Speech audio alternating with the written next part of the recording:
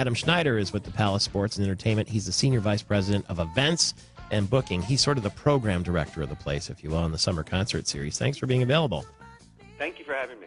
So you sit down, right, and you sit in your office, or maybe you go around the country and you look at other acts and you say, we got to have Bruno Mars, and we got to have Katy Perry, and we got to have Lionel Richie. That must be a lot of fun.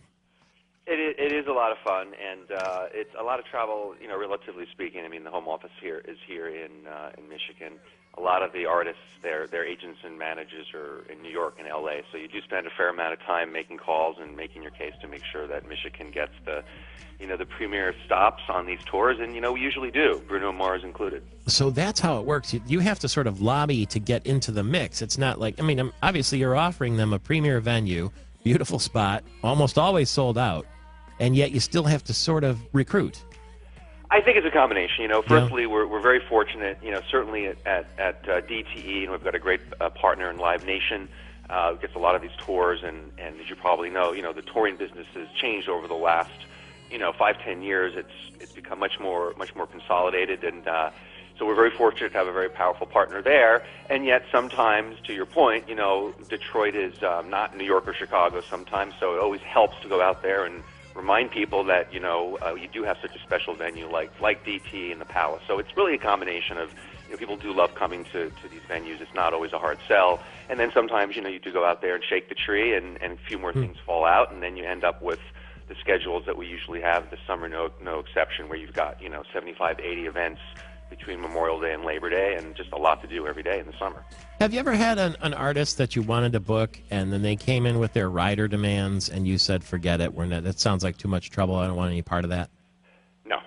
No, you'll do anything, right, to with make the service business, yes. The artist, without the musicians, there is no music business, and any business person who forgets that is not long for this industry. And those are really like urban legend kind of tales. Are they? The reason why artists will do that, the famous story of Van Halen having the green M&Ms. I mean, you probably can deduce why do they put these crazy rider requirements? Isn't so much to drive the promoter crazy, it's just to make sure they're reading the rider. Because if you're noticing, oh wow, I can't have green M&Ms, that means you're probably not going to miss all the really important stuff like the sound, the lights, and the staging and all of that. Most artists they're pros. They just want to put on a good show and keep us promoters and venues on our toes. I tell you, I'm listening to this music in the background. Was that Wiz Khalifa a few seconds ago, Tony? No, that was Justin Timberlake. Everybody loves Justin Timberlake is coming, Katy Perry. Oprah Winfrey's Inspirational Weekend. What's that all about? Yeah, so first of all, for all of the events that we have, I encourage people to go to palacenet.com. We also have a mobile app this year that you can download and get updates and on-sale information for all the shows as they come up. So to be sure never to miss anything.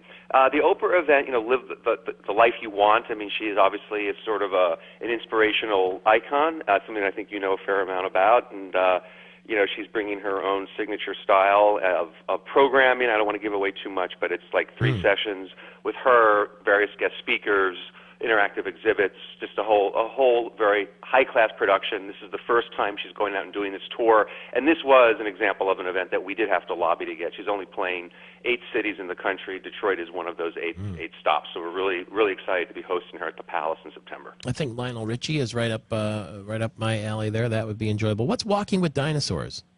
Walking with Dinosaurs is what you would really consider like an arena spectacular, and spectacular can apply to anything from the circus to a Disney on Ice show. Both events that we have every year. And Walking with Dinosaurs is a giant show where that features replications of dinosaurs, 30-foot large animated puppets with.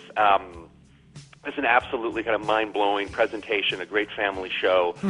If you go online, you go to the Palace, you can see we had the baby Tyrannosaurus Rex at our venue a few weeks ago. It's a remarkable thing. I mean, these things look like dinosaurs. They interact like dinosaurs, and it's a great family entertainment. It's been around. This is the 3rd time coming through. It's sort of a proven commodity, and who doesn't love dinosaurs?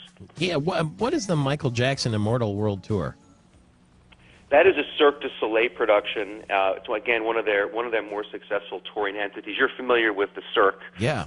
Yeah. So it's basically the Cirque du Soleil approach with acrobats and gymnastics and all of that, but in a rock kind of concert format set to Michael Jackson's music.